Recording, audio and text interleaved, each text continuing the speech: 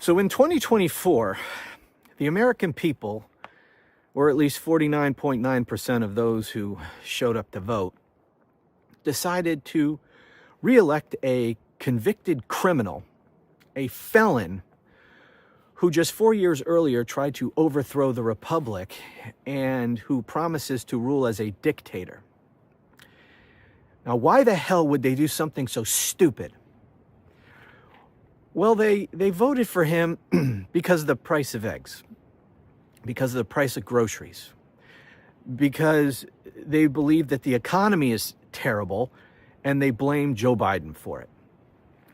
Now, I know that doesn't account for everyone who voted for Donald Trump. I understand, his cult, the base of the Republican Party, those MAGA people, that didn't matter at all. I mean, issues don't matter to them at all. They would have voted for Donald Trump no matter what. It's a cult.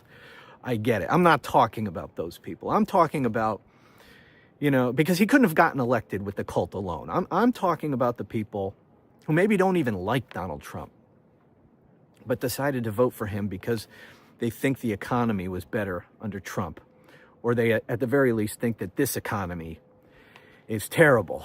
And they believe that after 4 years of nonstop propaganda, that this is the worst economy ever.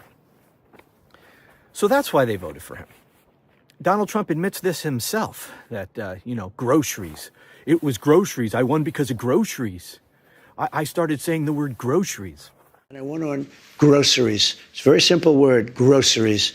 Like almost, who uses the word? I started using the word, the groceries. When you buy apples, when you buy bacon, when you buy eggs, they would double and triple the price over a short period of time. And I won an election based on that.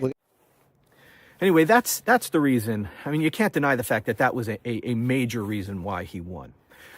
So how bad is the economy that the American people felt that they're so desperate that they had to elect a convicted criminal insurrectionist to be president? How bad are things? Well, let me read a little bit of an article for you that will explain just how bad things are and why they had to vote for Donald Trump.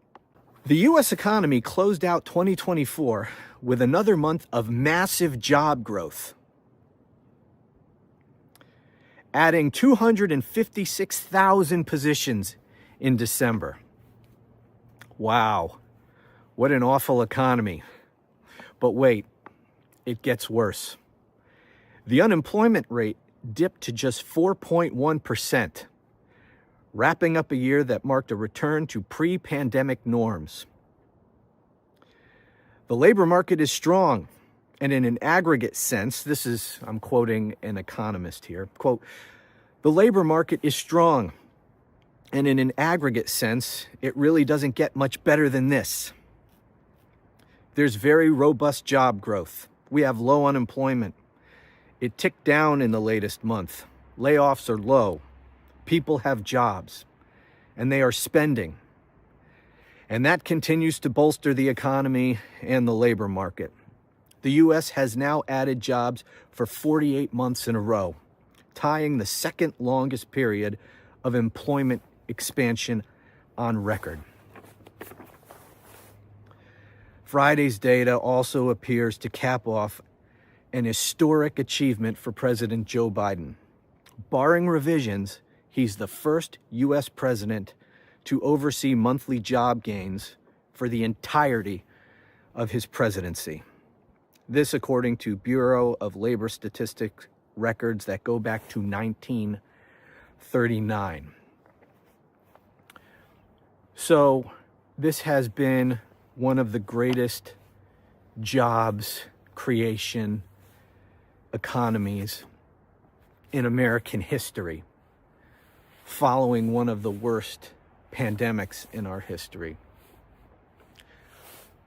Nearly every economic number is heading in the right direction. The economy is doing very, very well. We have record low unemployment. Interest rates are coming down. Inflation is down to 2.2%. That's the economy that is so bad that the American people chose to elect a convicted felon insurrectionist who tried to usurp the Constitution, overthrow the Republic. That's the economy that makes them feel so desperate that they had to elect that guy. Guys, we as a nation cannot survive this level of ignorance and stupidity. As big of a problem as Donald Trump is, he's the symptom of our real problem, of the underlying fundamental problem, which is the ignorance and stupidity of the American people. These people have no fucking idea about anything. They are casting uninformed, completely ignorant votes. Not only are those votes are not just worthless, they're harmful because they cancel out people who are voting, who are actually educated, who actually take time to understand the issues and understand what's going on in this country. But unfortunately, the educated vote is not enough to win elections in this country. And that's our big problem. Donald Trump isn't going to be on the scene forever. In fact, his time is very short. Assuming he doesn't somehow stage a military coup in 4 years to keep himself in office illegally, he's only got 4 years in office. Midterm elections are in 2 years. And immediately thereafter, the next presidential race starts up. Donald Trump is old and unwell. He's a sickly, unwell person, mentally and physically. He's not going to be among the living for very long, just because of his age and his poor health. And he's a human being, and human beings, he's already beyond the average lifespan for an American male. So he's not going to be around forever. But this problem is not going away. And in fact, it's only getting worse. Social media is dumbing down the American people to a degree that has never happened in American history.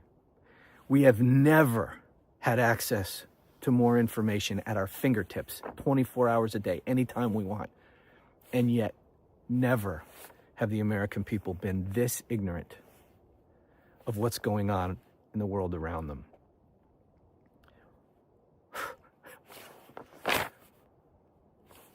A strong economy, the strongest in the world. We have come out of the pandemic better than any other country on the face of the earth. And the American people think it's so bad that they had to elect a criminal.